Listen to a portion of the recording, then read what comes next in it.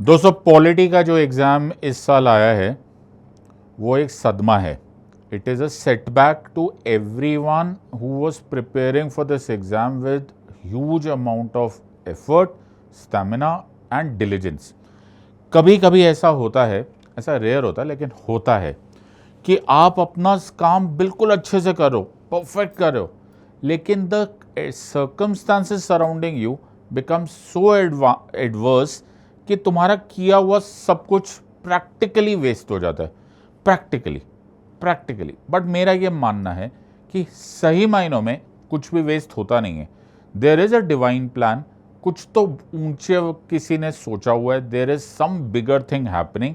मैं ये बात को विश्वास रखता हूँ और मैं चाहता हूँ कि मेरे सारे दोस्त, सारे लर्नर्स इस बात का विश्वास रखें कि all you can do is do your job well. तुम अपना काम ठीक से करो. Let the result handle itself.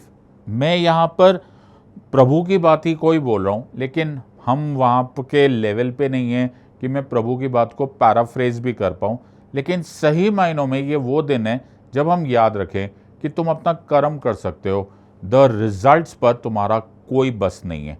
सो हम अपना काम अच्छे से कर सकते हैं.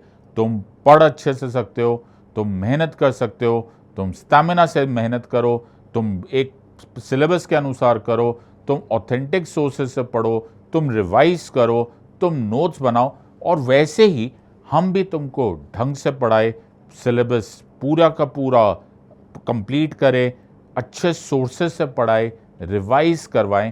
That is the best that you can do. So the point here is, एक जगह पर मुझे मालूम है, this is a very important fact, because मैं अपनी पढ़ाई करवाने में बहुत इमोशनली इन्वॉल्व होता हूँ. ये मेरे सारे लर्नर्स जानते हैं. लेकिन कल के सदमे के बावजूद आज मैं तुम्हें सोर्स मैपिंग दे रहा हूँ, इन दैट सेंस कि हमने कौन सा टॉपिक कहाँ से पढ़ा था, या फिर जब तुम्हें रिवाइज करना है तो कहाँ से करोगे. We have done our job well. इस टाइम पर रोने वाली बात नहीं है, इस टाइम पर अपने आप को शाबाशी देने वाली बात है. अगर तुमने अपना काम ठीक किया था, it was a job well done indeed. So let us not waste a single more moment and get back to our job. और हम पहला क्वेश्चन देखते हैं जो कल पॉलिटी के पोर्शन में आया था. सो पहला क्वेश्चन है, आराम से पढ़ने वाला पार्ट है. यहाँ पर दो लोगों की कन्वर्सेशन की बात हुई है. एक है एक्स करके पर्सन बोला गया है, एक वाई करके बोला गया है.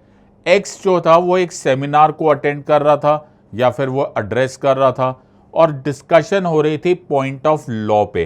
वो बोला था कि लॉ क्या होता है एज पर आर्टिकल 13. सो यहाँ पर इतना पॉइंट तो सबको क्लियर हो गया that this was a question related to article 13.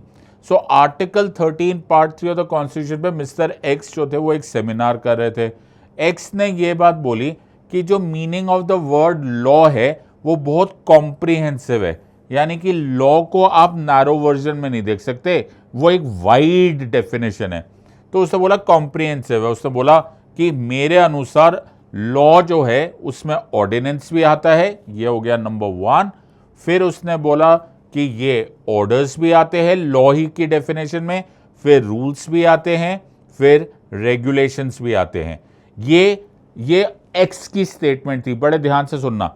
X ने बोला था कि ऑर्डिनेंस भी आते हैं लॉ की डेफिनेशन में, ऑर्डर्स भी आते हैं, रूल्स भी आते हैं और रेगुलेशंस भी आते हैं.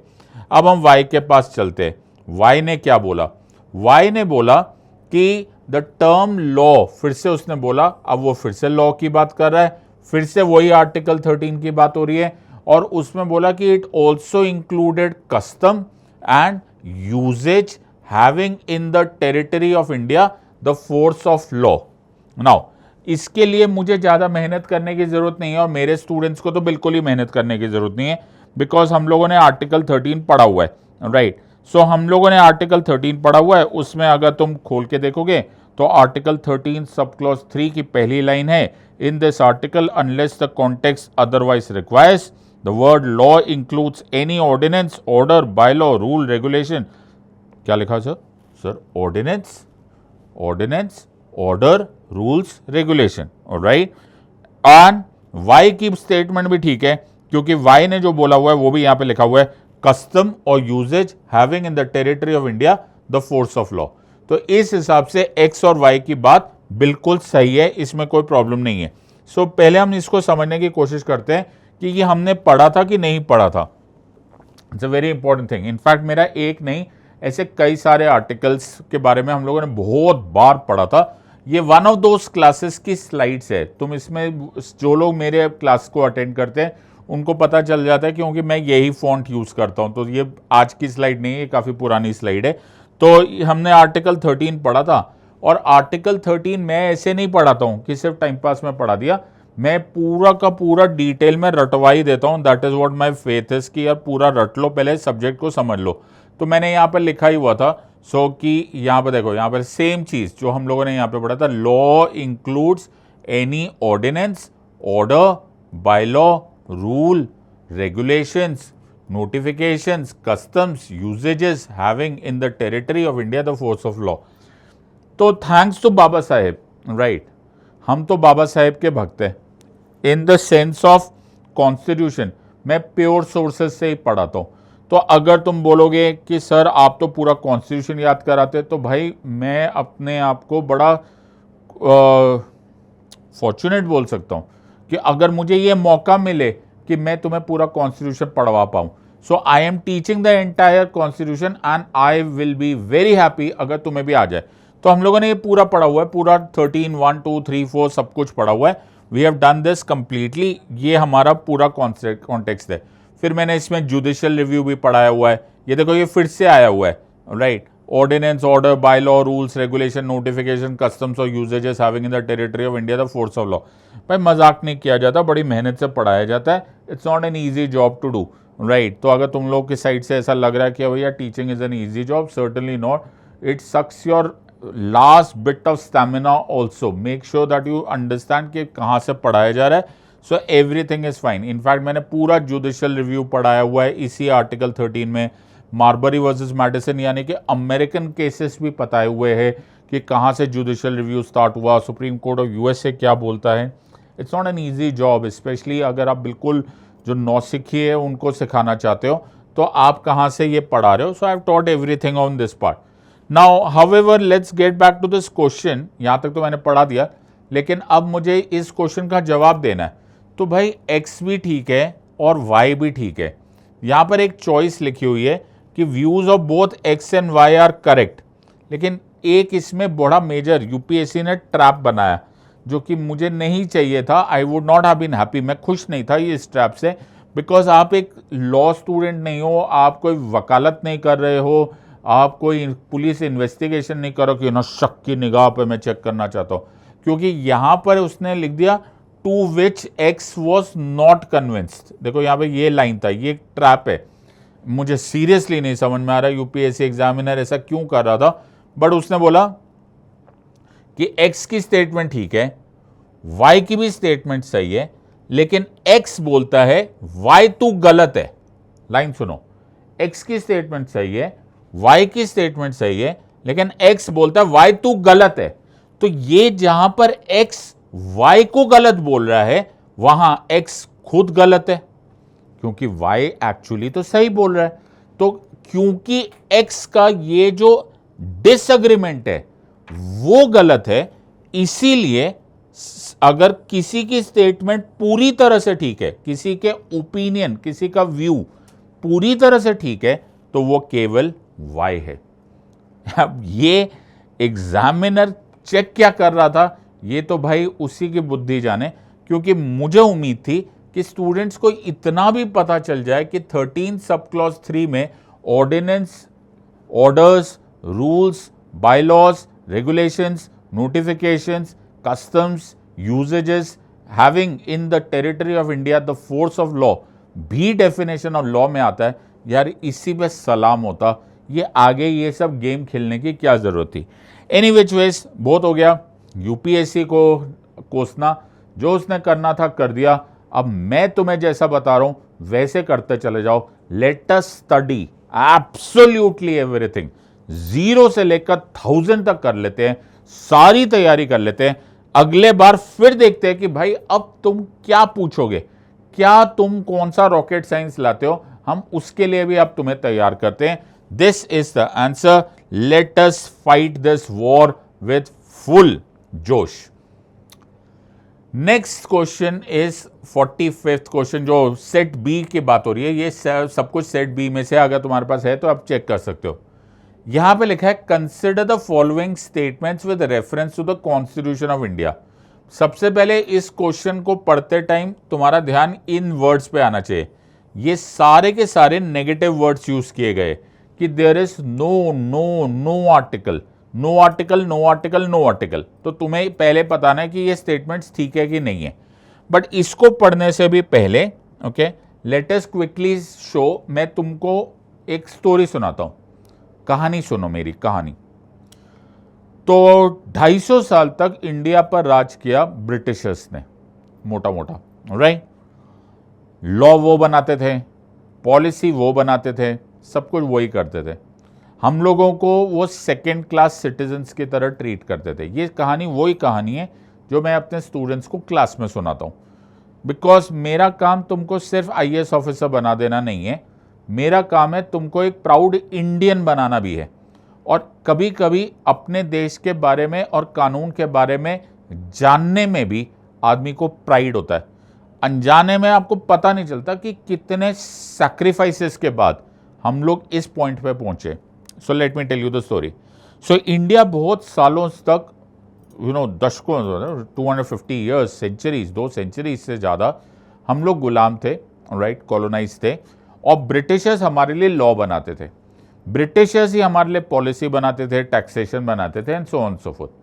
नाउ एक दिन आया, और वो जो दिन था 1947। नाउ प्लीज पे अटेंशन, ठीक है, इस कहानी को समझना बड़ा जरूरी है। 1947, 15 अगस्त 1947 को हमें आज़ादी दे दी गई। नाउ प्लीज अंडरस्टैंड, ये आज़ादी का कॉन्सेप्ट क्या है, what is this independence about. ये जो इंडिपेंडेंस है, इस इंडिपेंडेंस में हमको बना दिया गया dominion.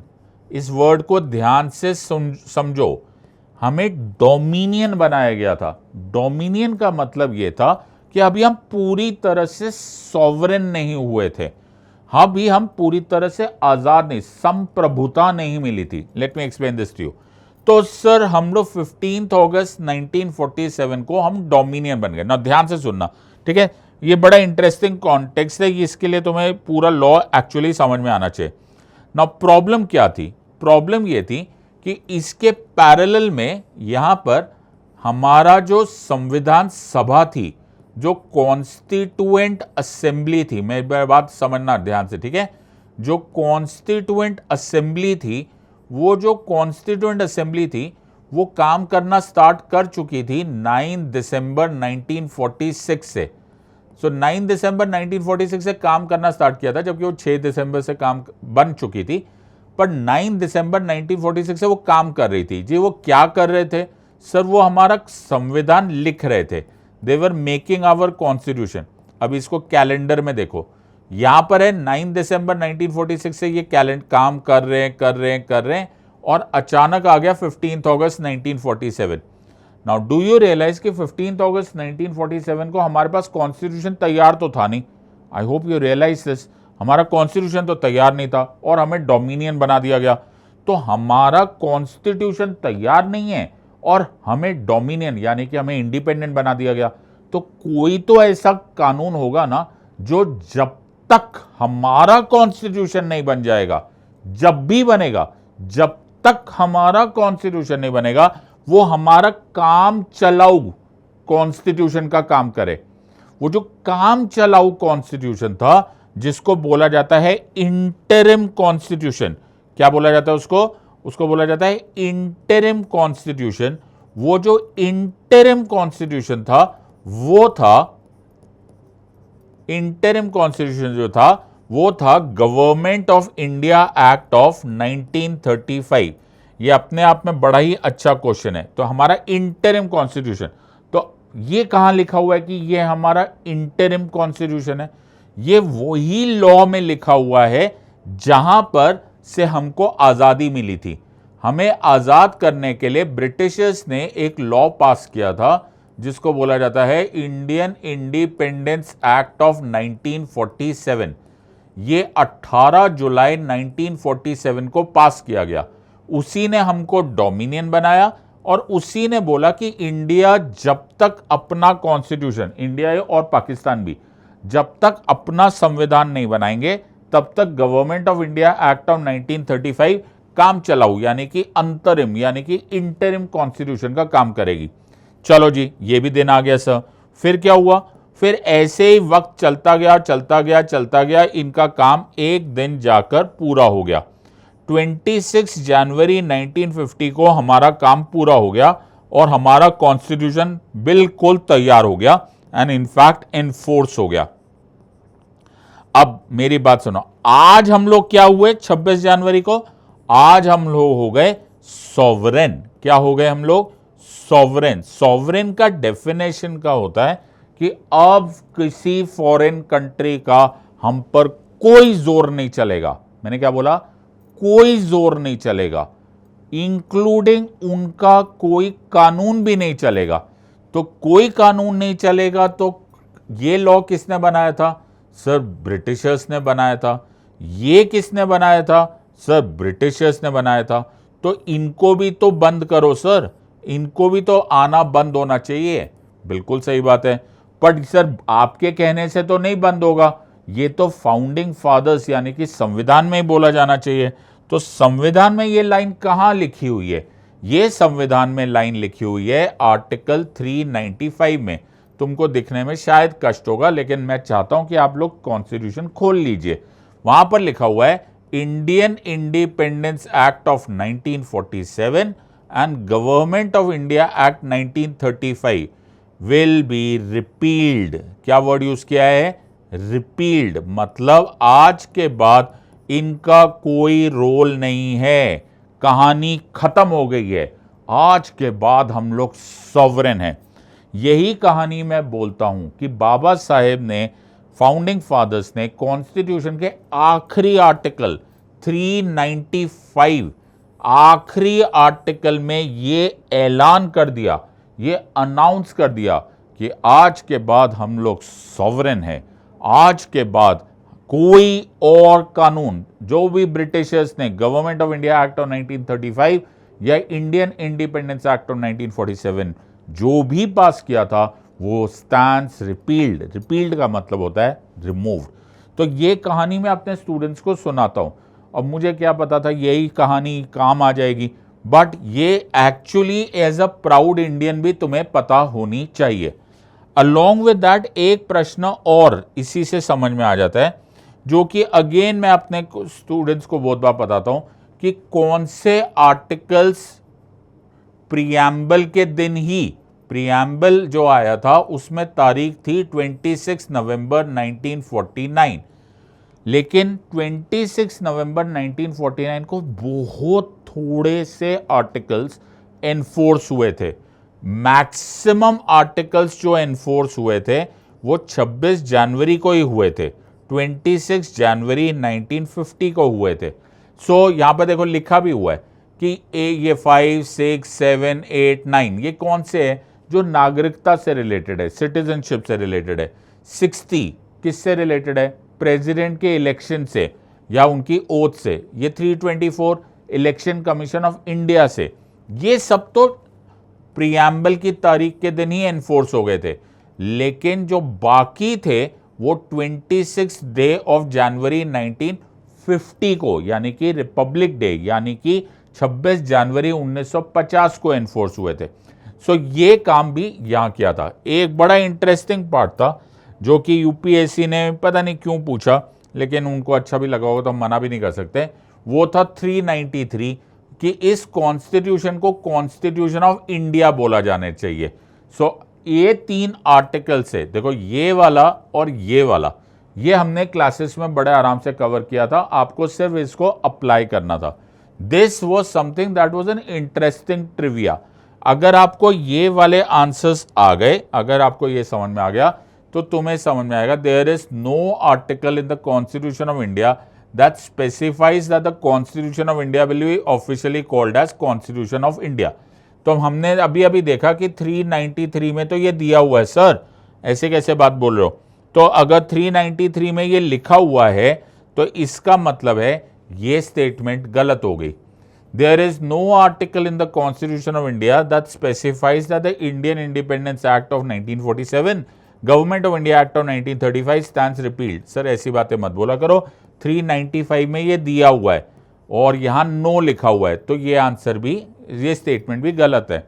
There is no article in the Constitution of India that mentions 26 January 1950 as a date of commencement of the Constitution of India. Sir ऐसी बातें मत बोलो, अभी अभी हमने पढ़ा 394 में ये दिया हुआ है, यानी कि ये स्टेटमेंट भी गलत है. तीनों ही स्टेटमेंट्स गलत है. There is no correct statement.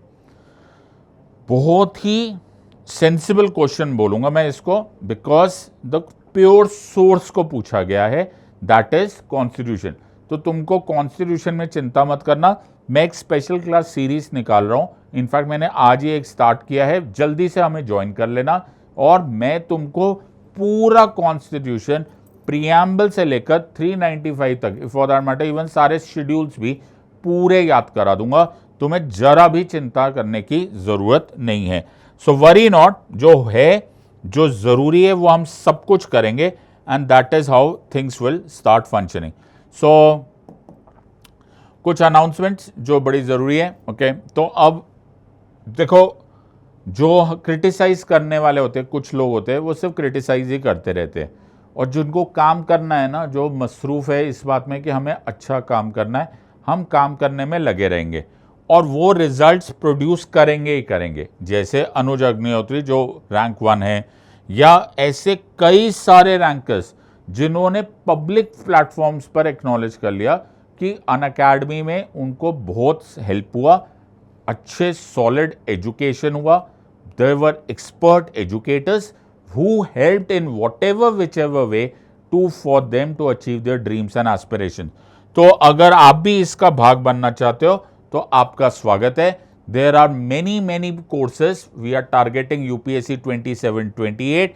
इसका ये lowest prices ever है. इसमें सब कुछ आपको मिल जाएगा. GS plus CSAT plus test series, सब कुछ इज अवेलेबल. एंड हर तरह से, चाहे वो बाइलिंगुअल हो, चाहे हिंदी कोर्सेज हो, चाहे प्योरली इंग्लिश कोर्सेज हो, everything is available on one platform. So you can't miss this. Don't miss out on any of this part. QEP plus MRTS programme है, अमेजिंग है, एट मियरली 9,999. देखो, शुरुआत तुम्हें करनी ही पड़ेगी. जो भी इसी जितनी जल्दी करोगे उतनी जल्दी तुमको कंसोलिडेशन हो जाएगा.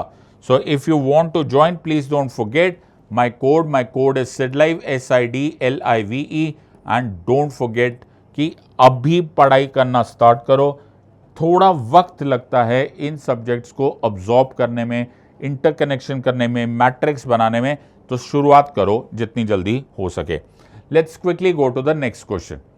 Consider the following statements about provisions relating to scheduled caste and scheduled tribes in India. जितने मेरे स्टूडेंट्स हैं वो इस क्वेश्चन को देखकर काफ़ी खुश हो गए होंगे. Let me show you Y.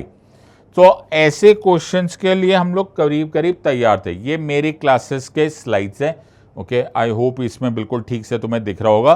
Provisions relating to administration and control of scheduled areas and scheduled tribes. मेरी क्लास के कुछ स्टूडेंट्स, मैं जब बोल रहा हूँ ना तो बहुत सारे लोग बोल ही रहे होंगे ये लाइन. मैं हमेशा एक लाइन बोलता हूँ कि ऐसा एक साल भी नहीं आया है कि शेड्यूल्स पर क्वेश्चन नहीं आया. इनफैक्ट मैं अपनी क्लास में ऐसे एक अजीब गरीब सा पेड़ बनाता हूँ, फिर मैं पेड़ का ऐसा ऐसा करता हूँ, फिर मैं यहाँ पर बोलता हूँ कि जो शेड्यूल्स का टॉपिक है वो लो हैंगिंग फ्रूट्स है. लो हैंगिंग फ्रूट्स का मतलब होता है कि आसानी से हाथ में आ जाता है. शेड्यूल्स को करने में तुम्हें 2 से 3 घंटे लगेंगे, उससे ज़्यादा नहीं लगता. और ये प्रैक्टिकली ऑलमोस्ट गारंटेड है कि इस पर क्वेश्चन आएगा. लेट मी शो यू क्या क्वेश्चन आया. सो अगर तुम इसमें क्वेश्चन देखोगे तो यहाँ पे लिखा था provisions regarding the administration of tribal areas in the states of Assam, Meghalaya, Tripura and Mizoram are given in the 5th schedule of the constitution of India. ये मैंने इतने बार ये बताया है और इतने बार मैंने ये ट्रैप डाला है कि my students can not go wrong on this. Late me show you how. देखो मैंने यहाँ पर ये स्लाइड दिखाई थी, मेरे उसी स्लाइड का फोटोग्राफी आ गया, ये शायद उसी टाइम का स्क्रीनशॉट है। तो अगर तुम कॉन्स्टिट्यूशन पढ़ोगे तो इसमें सिंपल सा लिखा हुआ है कि 5th शेड्यूल में आसाम, मेघालय, त्रिपुरा और मिजोरम नहीं काउंट होता। ये तो कॉन्स्टिट्यूशन का स्क्रीनशॉट है, इतना तो तुम्हें समझ में आ ही गया होगा। पर मैं अपने आगे के पार्ट बताता हूँ। ये देखो, ये मैंने ऐसे 5 इधर और 6 ऐसे दिखाया हुआ था ताकि सबको याद है। तो बाकी सब स्टेट्स में 5th शेड्यूल होता है, लेकिन आसाम, मेघालय, त्रिपुरा और मिजोरम में 6th शेड्यूल होता है। तो 5th शेड्यूल में बाकी सब और 6th शेड्यूल में ये देखो, ये मेरी क्लासेस आसाम, मेघालय, त्रिपुरा और मिजोरम, इसमें आएगा 6th, 5th नहीं 6th, 5th नहीं 6th। क्या हो गया सर? 5th नहीं बाबा, 6th। यहां पर दिया हुआ था that it is given in the 5th schedule of the constitution of India. ये रॉन्ग है, इसको ठीक उल्टा कर दिया गया है। दे फ्लिप्ड द पूरा का पूरा चॉइस। और ये मैंने इतने बार किया हुआ है कि I completely lost track of the numbers. मुझे नहीं लगता कोई भी गलत करेगा। सो यहाँ पे देखो, ये मैंने इसको क्लैरिफाई किया हुआ है कि 5th शेड्यूल और 6th शेड्यूल का कंपैरिजन क्या है। It is very important, okay, कि 5th और 6th शेड्यूल का कंपैरिजन क्या है। ये ना मैं तब पढ़ा रहा था जब लद्दाख का 6th शेड्यूल का सोनम वांगचुक के ये सब डिबेट्स चल रहे थे। तो मैंने उसी टाइम पर मौके का फ़ायदा उठाया और ये भी बता दिया कि 6th शेड्यूल क्यों मांगा जा रहा था। बिकॉज 6th शेड्यूल में जो होता है उसमें ऑटोनॉमस डिस्ट्रिक्ट काउंसिल्स होते हैं। तो उससे होता क्या है कि ज़्यादा ऑटोनॉमी मिलती है। लद्दाख 5th नहीं मांग रहा, लद्दाख 6th मांग रहा था। तो मैंने इसलिए कॉन्टेक्स्ट में 5th और 6th शेड्यूल को डिवाइड कर दिया था। And this is called as the teaching. जो तो इसमें कोई खास प्रॉब्लम नहीं है, मुझे पूरा उम्मीद है कि तुम इसका आंसर दे पाओगे। मैं फिर ये बात नहीं बोलना चाहता कि ये भी पढ़ाया वो भी पढ़ाया। सही बात थी, सच है, ईमानदारी की बात है भाई, पढ़ाया था। इसमें कोई लेफ्ट नहीं है, कोई राइट नहीं है। मेरे स्टूडेंट्स इसके विटनेस है। I have no problem. जो नहीं पढ़ा सके या जो नहीं पढ़ा पाए उसके लिए कुछ हम शायद, पता नहीं, हमने तो ऐसे गलती की नहीं थी क्योंकि हमने पूरा कॉन्स्टिट्यूशन पढ़ाया था। लक्ष्मीकांत भी हमने पढ़ाई थी। हाँ, यूपीएससी ने कुछ इस टाइम पे अजीब से क्वेश्चन पूछ लिए, लेकिन we did our job very well. You have to accept it and you the proof is right in front of you. ये एक और बात है, consider the following statements in respect of questions asked by the members in parliament of India. इसमें question आ रहा है unstarred question का और स्टार्ड क्वेश्चन का। अब थोड़ी देर रुको और पहले आराम से इस स्लाइड को देख लो, राइट। तो ये मेरी क्लासेस की स्लाइड है, ओके, तुम्हारे सामने है, तुम एक बार इसको अच्छे से देख सकते हो। सो अगर तुम देखोगे तो मैंने एक ही स्लाइड में सब कुछ ये बता दिया था कि जी 3 तरह के क्वेश्चंस होते हैं।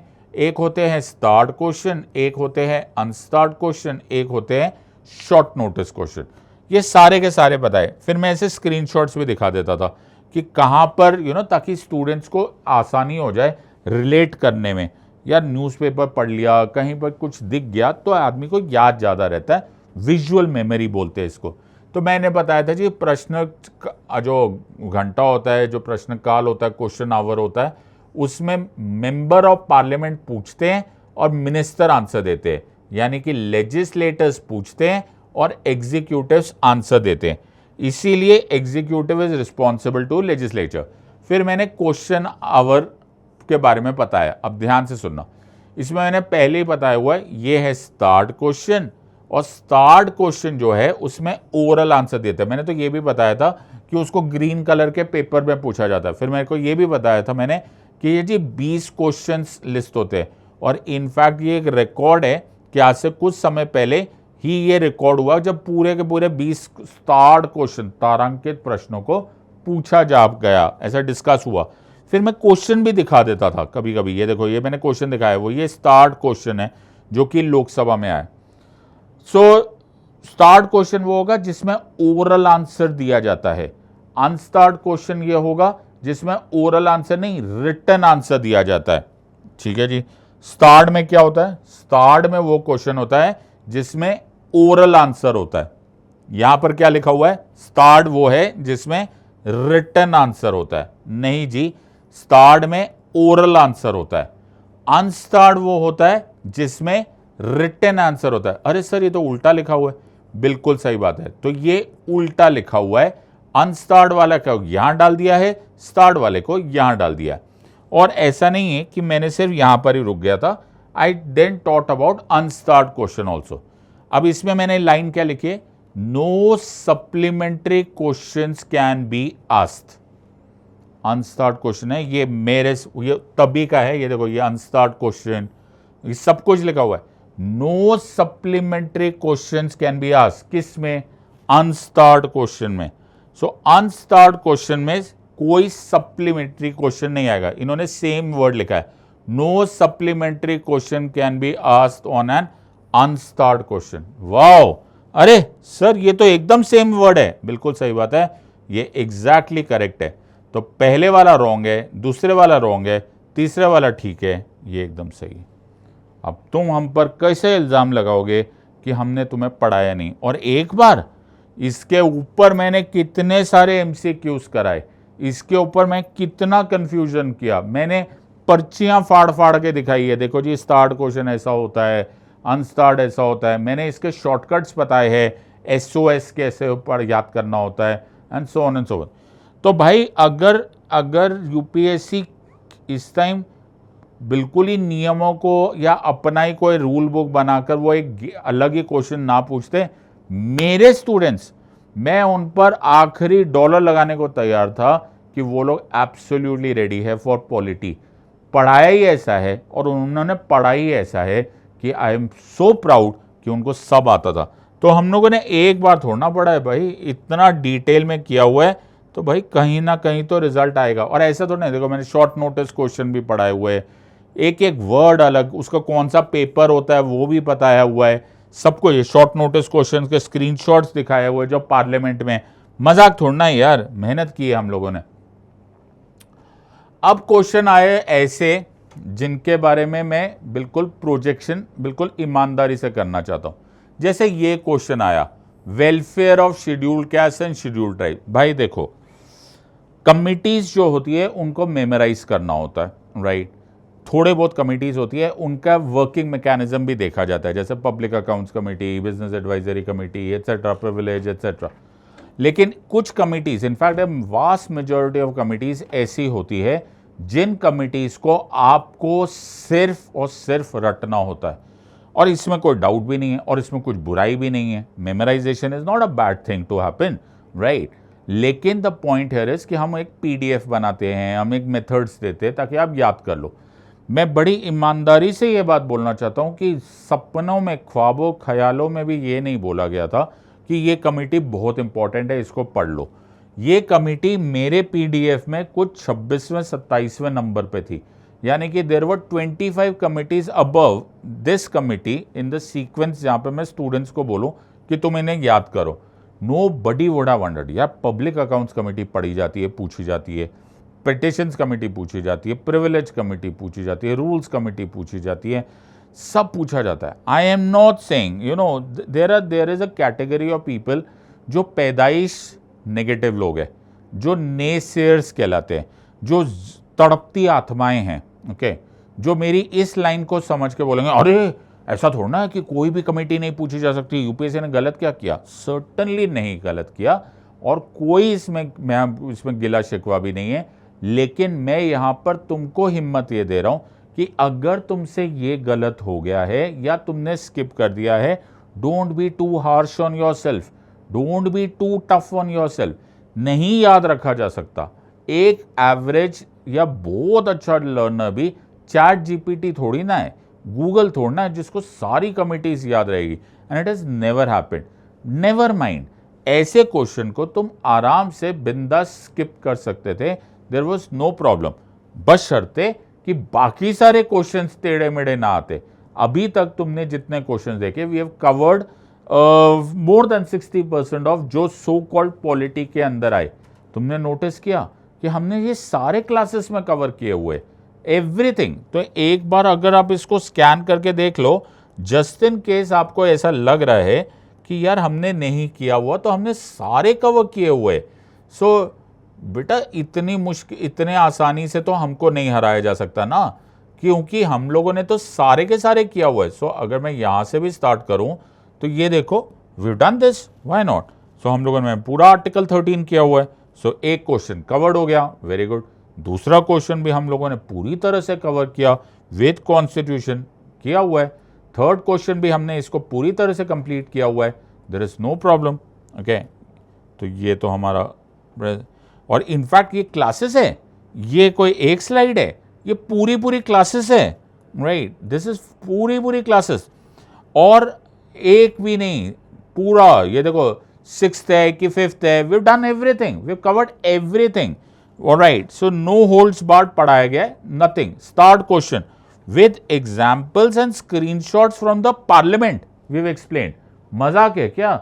Teaching is a full time 100% dedicated profession. ये ऐसा नहीं है जी हमने अपना सिलेबस खत्म कर दिया, घंटे पूरे हो गए, तुम कौन हम कौन। जान पर आकर हम लोग थक हार के भी हम लोग सारा time, and that includes everyone in from my team, I can speak for the entire Unacademy team, सब लोग सुबह शाम सिर्फ बात ये करते हैं कि क्या हम करें कि लर्नर्स को फायदा हो सके। तो हमको कोई स्क्रीनशॉट मिला, कोई बुक मिली, we always ensure all of this. अब मैं तुम्हें इसका प्रूफ दे सकता हूं। कुछ लोगों को अगर आप चेक करोगे सोशल मीडिया पे, तो वो एक और धमाका दे रहे हैं कि सर एक ये 0 FIR पे प्रश्न आया और मैंने इसको सॉल्व कर दिया। लेकिन मैं तो सॉल्व कर ही सकता हूं, मैं तो प्रैक्टिसिंग एडवोकेट हूं। तुम बोलोगे सर आपको तो आ ही जाएगा, हमें कैसे आएगा? बेटा ऐसा मजाक नहीं है, ये पूरा का पूरा टॉपिक ये पढ़ाया गया है। ये देखो, ये है मार्च 30, 2024, ये तब का यूट्यूब वीडियो है। यूट्यूब वीडियो होगा तो मेरा प्रूफ नहीं हो सकता। आप गूगल पे जाओ, आप यूट्यूब पर जाओ और सर्च करो, क्योंकि यूट्यूब को मुझसे थोड़ा ना कोई एतराज है कि उसने ये वीडियो ही हटा दिया होगा। अगर मैंने ये वीडियो लिया है, अगर हम लोगों ने इसको पढ़ाया है, तो ये होगा। ये मणिपुर वायलेंस हो रहा था तब 0 FIR पे, ये स्लाइड्स एग्जैक्टली वही है, राइट। ये हम लोगों ने 0 FIR पे क्वेश्चन बनाया, राइट। सो लेट अस अंडरस्टैंड। और क्या मजाक में बनाया? ये पूरा पढ़ाया कि what is 0 FIR। 2024 YouTube proof है। वो बोलते हैं ना, सांच को आंच नहीं, the proof of the pudding is in eating it. अब क्या बोलोगे? व्हाट विल यू से? अच्छा सर और भी डिटेल में पढ़ाया होगा क्या? 100%। ये तब की बात है, तब मैंने इसमें कोड ऑफ क्रिमिनल प्रोसीजर में बताया था, इसी टाइम उसी चीज को BNSS में। तो मैंने कोई चेंज मॉडिफाई नहीं किया है कि हाँ जी आज क्वेश्चन BNSS, वही CRPC आज भारतीय नागरिक सुरक्षा संहिता बन गया। फर्स्ट इंफॉर्मेशन रिपोर्ट में क्या है कि इसका FIR क्या होता है, और इसमें क्या वर्ड लिखा हुआ है? इसमें वर्ड लिखा है कॉग्निजेबल। कृपा करके हमारे ऊपर भी यार, हम पर भी एक बार तो तारीफ कर ही दो यार, एक बार तो तुम्हारे मुंह से निकल ही जाए। यहां क्या लिखा हुआ है? कॉग्निजेबल ऑफेंस लिखा हुआ है, यस। और क्वेश्चन क्या आया? क्वेश्चन आया कि कॉग्निजेबल और नॉन कॉग्निजेबल, ये चॉइस गलत हो जाती है। Simple as that. तो हमने पढ़ाया ना यार, सिंपल डिटेल में पढ़ाया ना, और यहां खत्म थोड़ा हुई बात, राइट। फिर हमने यहां पे देखा कि police officer is duty bound to register a case on the basis of such information. फिर से वर्ड आया cognizable offence, right. So irrespective of, क्या वर्ड यूज किया? पुलिस को FIR दर्ज करना पड़ेगा, रिगार्डलेस ऑफ, इर्रिस्पेक्टिव ऑफ कि कहां पर वो काम हुआ, कहां पर वो क्राइम हुआ। जब वो ऐसा हुआ तो 0 FIR कहलाता है। अब रुको यार, अब हमें भी अपनी तारीफ करने दो। यहां क्या लिखा हुआ है? Information relating to commission of a cognizable offence, cognizable offence can be given even orally. लिखा हुआ है ओरली, मुंह जबानी भी दिया जा सकता है, दिया जा सकता है, राइटिंग में भी दिया जा सकता है, ओरली भी दिया जा सकता है। हाँ लिखा हुआ है, लिखा हुआ है, हाँ लिखा हुआ है। यहां क्या लिखा हुआ है? Under 0 FIR it is obligatory for the informant to furnish information electronically, कि इलेक्ट्रॉनिकली दोगे तो ही मानेंगे। कहां लिखा हुआ है? हमारी स्लाइड्स में तो लिखा हुआ है कि आप ओरल भी दे सकते हो, आप रिटन भी दे सकते हो। तो ये स्टेटमेंट भी गलत हो गई है। आंसर ऑटोमेटिकली 2 है। पढ़ोगे हमारे साथ, पूरा साथ निभाएंगे, लेकिन तुम भी हमें पूरी तरह से फॉलो करो, हम तुम्हें ले जाएंगे। पूछने दो यूपीएससी को, अगले साल इस टाइम वो 0 FIR पूछे, अगली बार मैं पूरा का पूरा क्रिमिनल लॉ तुमको 90% वकील बना दूंगा, लेकिन तुम्हें भी हमें हमारा साथ पूरा देना पड़ेगा। Let us help you properly to prepare. तो ये बहुत ज़रूरी है कि हमने सब पढ़ा है यार, कुछ मजाक नहीं है। और ये यहीं खत्म, मैंने जजमेंट्स बताई है। ललिता कुमारी वर्सेस गवर्नमेंट ऑफ यूपी, ये फेमस केस है, police station within whose limits have the jurisdictional court regarding the offence lies shall have the jurisdiction to investigate। सब पढ़ा है बेटा, सब। 0 FIR किसी भी पुलिस स्टेशन में हो सकता है।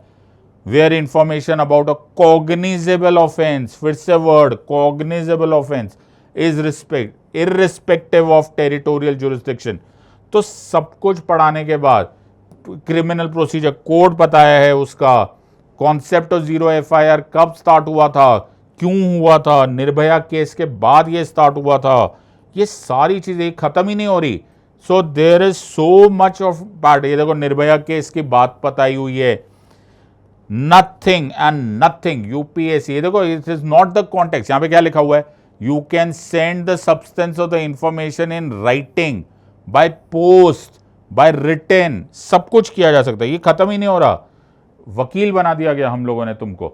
सो द पॉइंट यहां पर यह है, वी हैव टॉट एवरीथिंग। हां, खेल खेले गए हैं, राइट।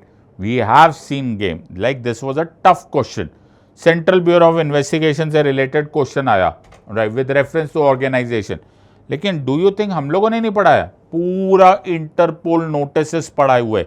इनफैक्ट वो सारे के सारे जो क्वेश्चन आया तुम्हें, इंटरपोल नोटिस, ये रहा इंटरपोल नोटिस, ये वही स्लाइड्स है, गो एंड चेक, जाओ यार खोल लो इंटरपोल नोटिस। लोग बोलते करंट अफेयर्स हमने नहीं पढ़ाए। मैंने ख्याल से 4 बार तो मैंने यही पढ़ा दिया कि इंटरपोल क्या होता है, कम से कम 4-5 स्पेशल क्लासेस हो गई। तो लियोन, ये देखो ये डिफरेंस, ये रही, look at each of this class कि कलर कोडेड इंटरनेशनल नोटिस है, राइट। रेड नोटिस क्या होता है, येलो नोटिस क्या होता है, ब्लू नोटिस क्या होता है, ब्लैक नोटिस क्या होता है। और यही तुम्हारा क्वेश्चन है, जाके चेक कर लो, यही क्वेश्चन है कि आइडेंटिफिकेशन ऑफ डेड बॉडीज, यही क्वेश्चन है। फिर सिल्वर नोटिस, ये सिल्वर नोटिस और ये उससे रिलेटेड दुबई बेस्ड एनसीबी का जो केस हुआ था, एक एक वर्ड बताया गया, everything. So I am telling you that we have worked harder than you could have ever imagined. तो यूपीएससी तुम जितना मर्जी कोशिश कर लो, look at all the slides which have been explained, Nityanand से रिलेटेड कि उसके खिलाफ नोटिस आया था, ताकि तुम्हें करंट अफेयर्स भी लगे, तुम्हें रेलेवेंट भी लगे और तुम्हें मजा भी आए सब्जेक्ट समझने में। We don't make it dry for anything. फिर आए ये क्वेश्चंस।